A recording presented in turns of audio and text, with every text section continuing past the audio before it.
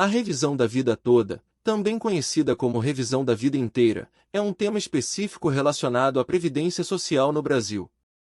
Ela diz respeito à possibilidade de revisão de benefícios previdenciários, como a aposentadoria, levando em consideração todas as contribuições realizadas ao longo da vida do segurado, inclusive aquelas anteriores a julho de 1994.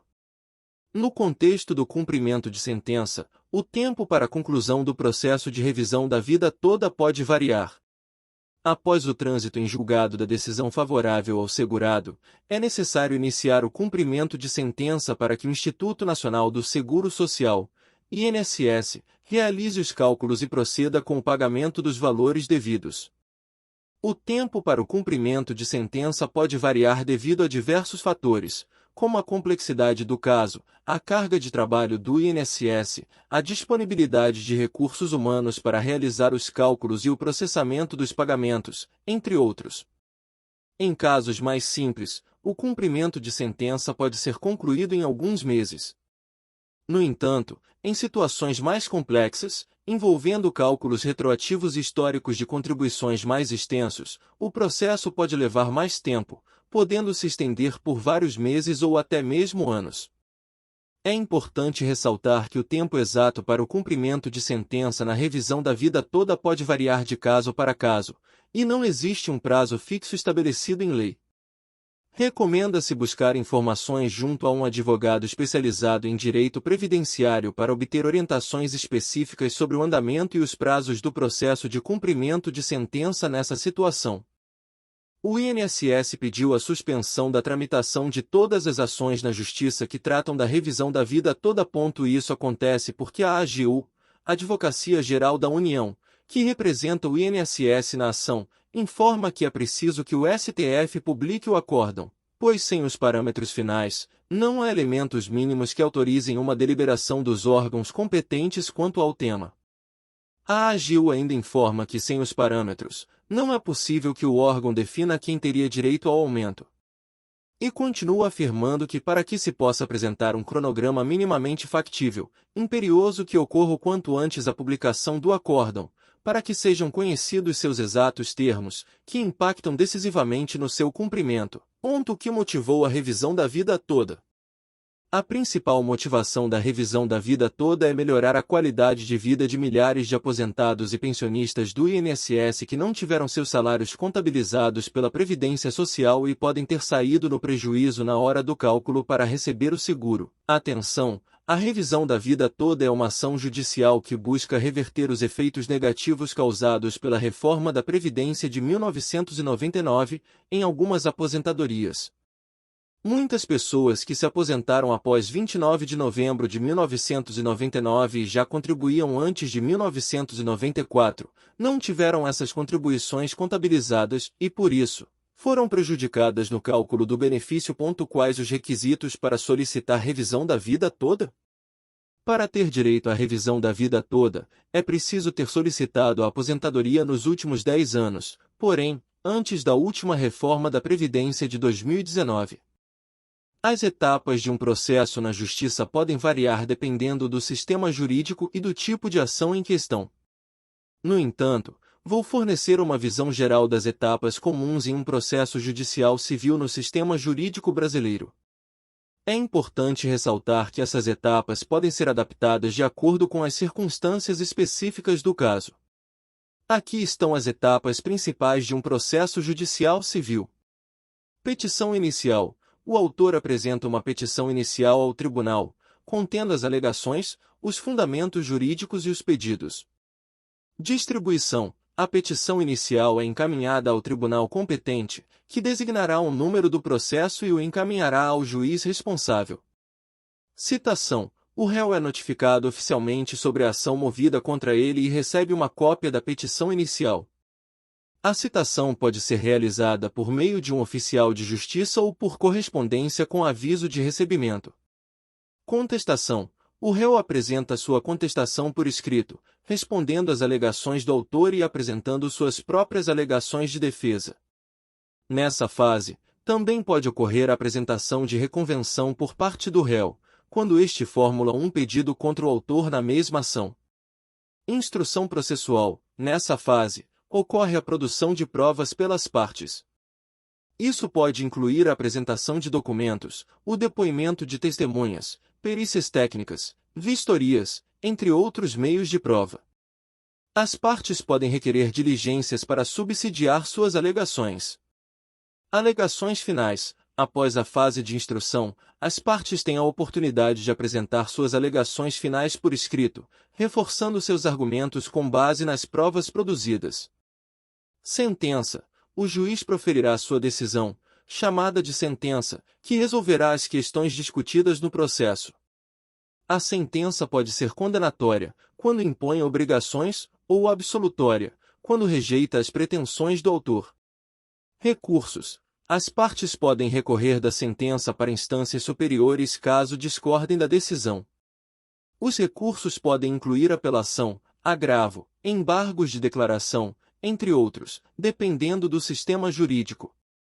Cumprimento de sentença. Se a sentença for favorável ao autor e impuser obrigações ao réu, o autor pode iniciar o processo de cumprimento de sentença para garantir que a decisão seja efetivamente cumprida. Encerramento do processo. Após o esgotamento dos recursos ou o cumprimento da sentença, o processo é considerado encerrado.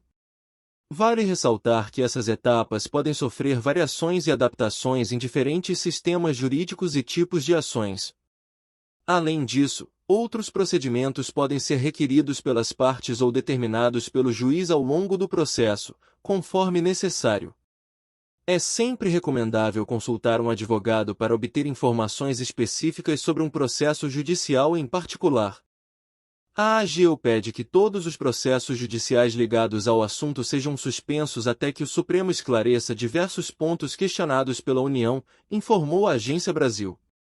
Um dos principais pedidos da AGU é para que a decisão do Supremo não tenha caráter retroativo. Em nota, o órgão afirmou que os efeitos do acórdão devem ser aplicáveis apenas para o futuro, excluindo expressamente a possibilidade de revisão de benefícios já extintos, rescisão das decisões transitadas em julgado, revisão e pagamento de parcelas de benefícios quitadas. Outro pedido da União é para que a Corte estabeleça quando ocorre a prescrição do direito, ou seja, a partir de quanto tempo os beneficiários perdem o direito de pleitear o recálculo da aposentadoria. A ideia é evitar que seja exigido o pagamento de resíduos referentes a parcelas pagas há décadas. Tais providências seriam necessárias para a preservação da segurança jurídica e em razão do impacto da nova tese de repercussão geral sobre as contas públicas, bem como levando em conta os limites da capacidade administrativa do INSS, diz o texto dos embargos de declaração apresentados pela AGU. A petição cita também as dificuldades administrativas no INSS para processar o recálculo de quem tem direito.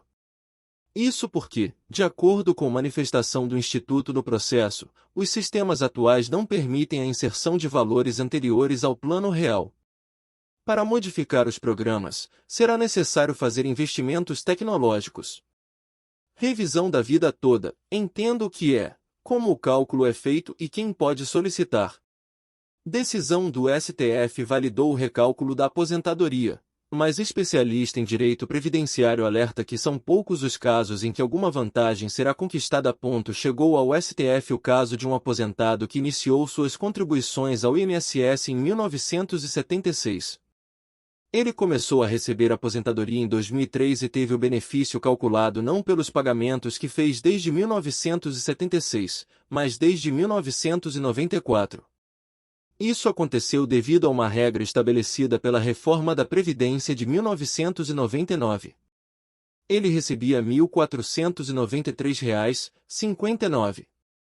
Se fossem consideradas todas as suas contribuições desde 1976, ele receberia R$ 1.823, um ganho mensal de R$ 329,41, 22% a mais.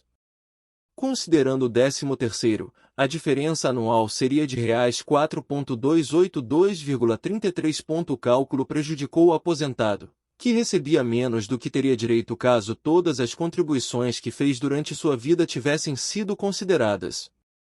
A decisão do STF para este caso estabeleceu que devem prevalecer todas as contribuições no cálculo do benefício, se o resultado for mais favorável ao segurado.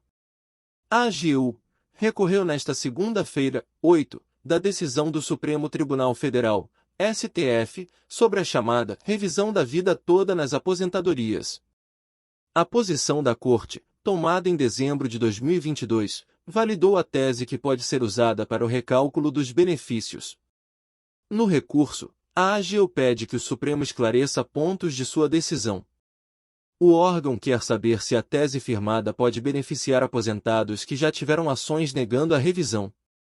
Também solicitou a suspensão dos processos na Justiça sobre o tema até o fim do julgamento dos recursos apresentados ao STF. Outro ponto apresentado é um pedido para que o Supremo faça a chamada modulação de efeitos, determinando que os efeitos do julgamento de dezembro tenham efeitos só para o futuro. Uma ação na Justiça geralmente passa por várias etapas e processos. Embora os procedimentos possam variar de acordo com o sistema judiciário e a natureza do caso, vou fornecer uma visão geral dos processos mais comuns em uma ação civil. É importante ressaltar que isso se aplica ao contexto do sistema judiciário brasileiro, e outros países podem ter processos diferentes. Aqui estão os principais processos em uma ação judicial. Petição inicial. A parte que busca a reparação, autor, apresenta uma petição inicial ao tribunal, descrevendo os fatos do caso, as reivindicações legais e os pedidos de reparação.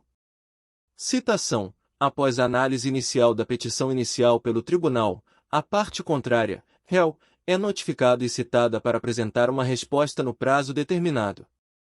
Contestação. O réu apresenta uma resposta escrita à petição inicial, contestando ou admitindo as alegações do autor e apresentando suas próprias alegações e defesas.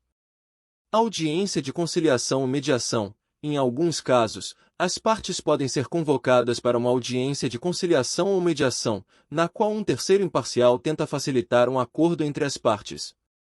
Instrução processual. Essa etapa envolve a produção de provas pelas partes, como apresentação de documentos, depoimento de testemunhas e perícia técnica. O tribunal pode determinar prazos para as partes apresentarem suas provas. Sentença. Após a instrução processual, o tribunal analisa as provas apresentadas pelas partes e profere uma decisão sobre o mérito do caso, concedendo ou negando os pedidos feitos pelo autor.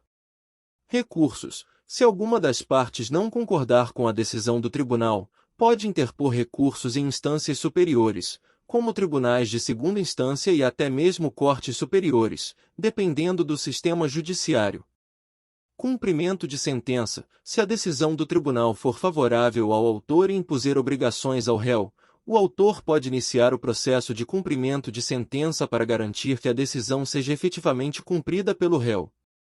É importante destacar que essas etapas podem ser afetadas por incidentes processuais, recursos específicos e outros procedimentos legais que podem variar de acordo com a natureza do caso e a legislação aplicável. Além disso, existem outras áreas do direito, como o direito penal e o direito administrativo, que têm processos específicos para suas respectivas ações judiciais.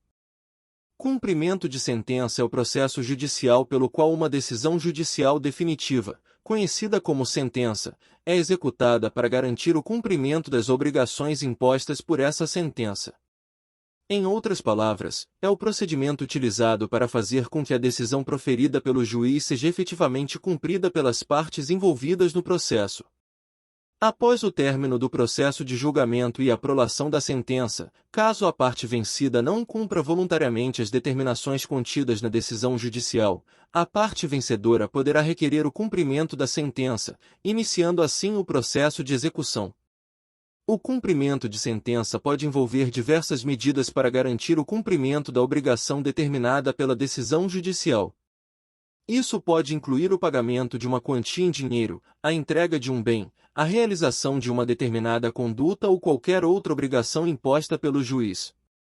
O procedimento de cumprimento de sentença pode variar de acordo com a legislação de cada país, mas, em geral, envolve a citação da parte vencida para que ela cumpra voluntariamente a decisão ou apresente sua defesa caso haja algum impedimento.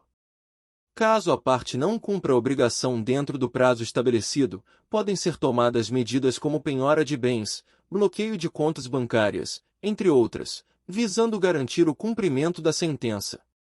É importante ressaltar que o cumprimento de sentença é uma etapa posterior à decisão judicial e tem como objetivo assegurar a efetividade do pronunciamento do juiz, garantindo que a parte vencedora obtenha o que lhe foi concedido pelo Poder Judiciário.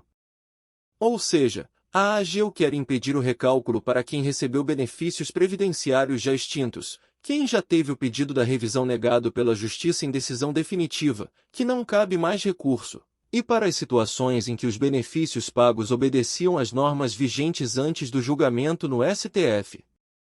A AGU citou no recurso o impacto nas contas públicas da decisão do Supremo favorável à revisão da vida toda, além de um impacto administrativo expressivo. Em conclusão, para a preservação da segurança jurídica e em razão do impacto da nova tese de repercussão geral sobre as contas públicas, bem como levando em conta os limites da capacidade administrativa do INSS, é necessário modular os efeitos de forma que o tema 1102 tenha eficácia prospectiva, afirmou a AGU. Conforme o órgão, o STF alterou seu próprio entendimento sobre o tema, ao decidir sobre o caso em dezembro. O lapso temporal excessivo para a reforma da posição administrativa do INSS terá grande impacto no orçamento da Seguridade Social nos próximos anos, declarou. Será necessário, por exemplo, desenvolver sistemas informatizados para extrações de dados referentes às contribuições e para simulações e elaboração de cálculos no novo formato, dentre tantas outras modificações que precisarão ser empreendidas na estrutura administrativa, em termos de fluxo, normas etc. Somente essa necessidade, sem computar as necessidades orçamentárias, já seria uma grande barreira para a implementação do cumprimento em curto ou médio prazo. Entenda. Em decisão de 1º de dezembro, o STF autorizou que uma parte dos segurados do INSS refaça o cálculo do valor de seus benefícios, considerando as contribuições anteriores a 1994, quando o governo alterou as regras de cálculo dos benefícios após fazer uma reforma da Previdência, e a reforma da Previdência de 2019. O caso é conhecido como revisão da vida toda. A tese formada em julgamento dá a uma parte dos aposentados e pensionistas do INSS o direito de revisar e aumentar seus benefícios, incluindo o direito de receber o pagamento retroativo da diferença de todos os meses passados em que receberam a menos. A decisão da Corte é válida para todas as milhares de ações sobre o tema abertas nos tribunais do país. O próprio recurso da AGU, que já era esperado por especialistas que acompanham o tema. Se atender à AGU e optar por alguma modulação de efeito, o STF pode restringir o rol de pessoas que podem pleitear a revisão, ao decidir, por exemplo, que apenas quem já tinha ação ajuizada antes do término do julgamento terá direito ao recálculo. O INSS já havia pedido ao Supremo para suspender o andamento dos processos judiciais sobre o assunto, argumentando que não teria possibilidades técnicas de recalcular as aposentadorias com base na nova regra. A autarquia estimou que o procedimento deve envolver 51 milhões de benefícios ativos e inativos. Veja se vale a pena pedir a revisão da vida toda. Segundo especialistas, o pedido de revisão só vale a pena para aqueles que tinham salários altos antes de julho de 1994, data em que o Plano Real entrou em vigor. O INSS possui regras próprias. Por isso, caso queira saber se vale a pena entrar com o pedido da revisão da vida toda, procure um especialista e verifique essa possibilidade. Revisão da vida toda. INSS volta a pedir suspensão dos processos ao STF. A Advocacia Geral da União, representante do INSS, Instituto Nacional do Seguro Social, no julgamento sobre a revisão da vida toda, pediu novamente a suspensão dos processos ligados ao tema. A instituição quer manter as ações suspensas até o julgamento dos embargos de declaração. O STF decidiu no ano passado que os segurados do INSS podem incluir todos os salários de contribuição no cálculo do benefício, incluindo aqueles anteriores a julho de 1994, o que não era possível até então. A nova regra pode aumentar o valor dos pagamentos de milhões de pessoas. Embargos de declaração. O acórdão sobre o tema foi publicado no dia 14 de abril, mas a AGU defende que não ficou definido se as revisões devem obedecer aos prazos de prescrição e decadência fixados na Lei 8213/1999. A prescrição é a extinção da ação judicial pelo tempo, enquanto a decadência é a perda do direito por falta de atitude da pessoa.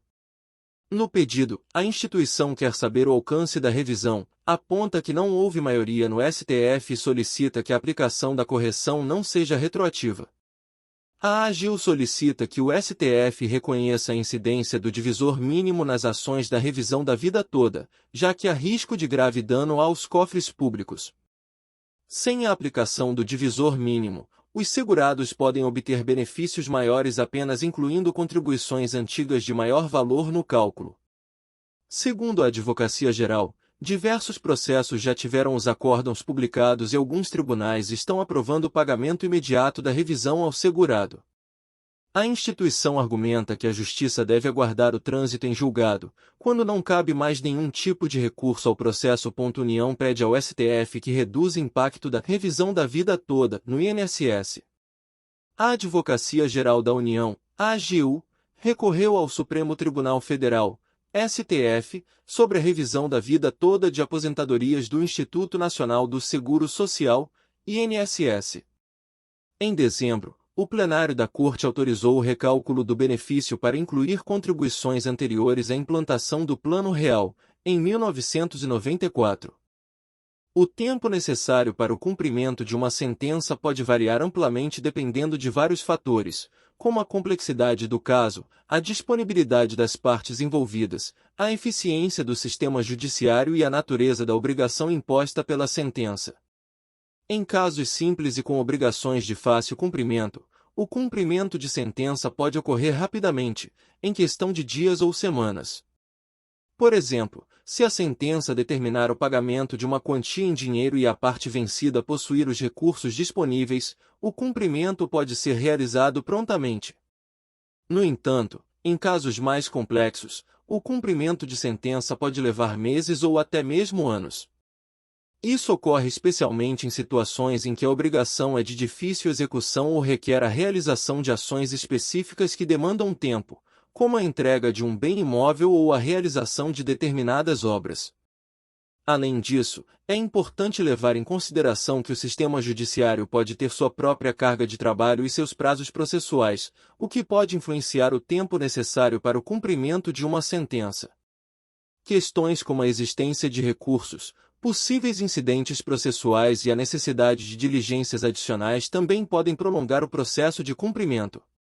É válido ressaltar que o tempo exato para o cumprimento de uma sentença não pode ser previsto com precisão, pois cada caso é único e está sujeito a diferentes circunstâncias. Portanto, é recomendável consultar um advogado especializado para obter orientações específicas sobre o tempo estimado de cumprimento em um caso particular. Após o cumprimento de sentença, as partes envolvidas no processo podem considerar o caso encerrado, desde que a obrigação determinada pela sentença tenha sido cumprida integralmente. Nesse caso, o processo é considerado finalizado e as partes não possuem mais obrigações pendentes em relação àquela decisão específica. No entanto, em algumas situações, mesmo após o cumprimento de sentença, podem surgir questões adicionais que demandem a continuidade do processo.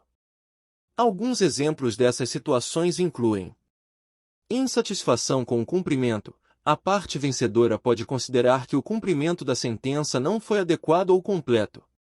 Nesse caso, ela pode buscar medidas para assegurar o cumprimento integral da obrigação ou até mesmo requerer a aplicação de penalidades pelo descumprimento. Recursos. A parte vencida pode discordar da decisão proferida ou do próprio cumprimento da sentença e decidir interpor recursos. Isso pode levar o caso a instâncias superiores, como tribunais de segunda instância ou até mesmo cortes superiores, dependendo do sistema judiciário do país em questão. Novos fatos ou circunstâncias. Pode haver a ocorrência de fatos relevantes que tenham impacto na decisão judicial ou na obrigação cumprida. Por exemplo, se uma sentença determinou o pagamento de uma quantia em dinheiro, mas posteriormente é descoberto que a parte vencida não tinha condições financeiras para realizar o pagamento, pode ser necessário revisar a decisão ou encontrar uma solução alternativa. Outras demandas entre as partes. Mesmo após o cumprimento de uma sentença, as partes podem ter outros conflitos ou questões a serem resolvidas entre si. Nesse caso, podem ser iniciados novos processos judiciais ou buscar-se alternativas de resolução de conflitos, como a mediação ou a arbitragem.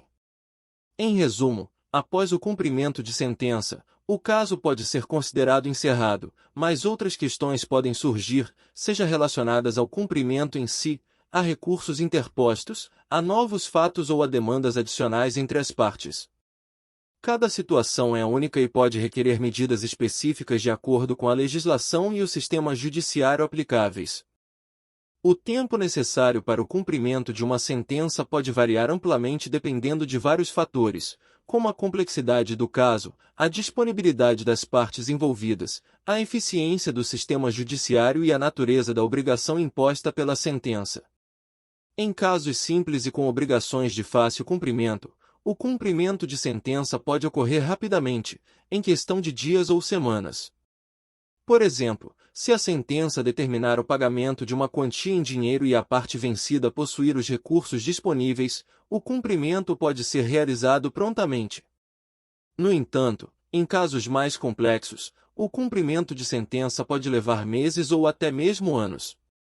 Isso ocorre especialmente em situações em que a obrigação é de difícil execução ou requer a realização de ações específicas que demandam tempo, como a entrega de um bem imóvel ou a realização de determinadas obras.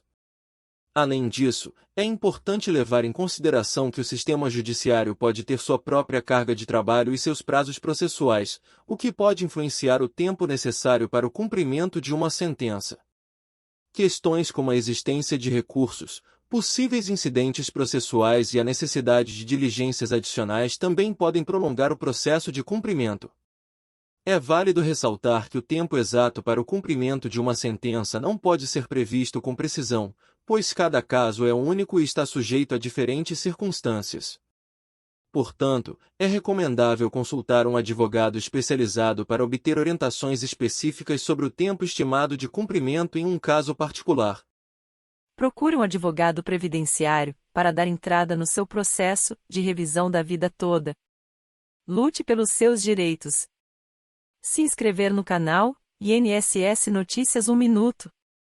Ajude-me a te ajudar. A te manter informado. Obrigado.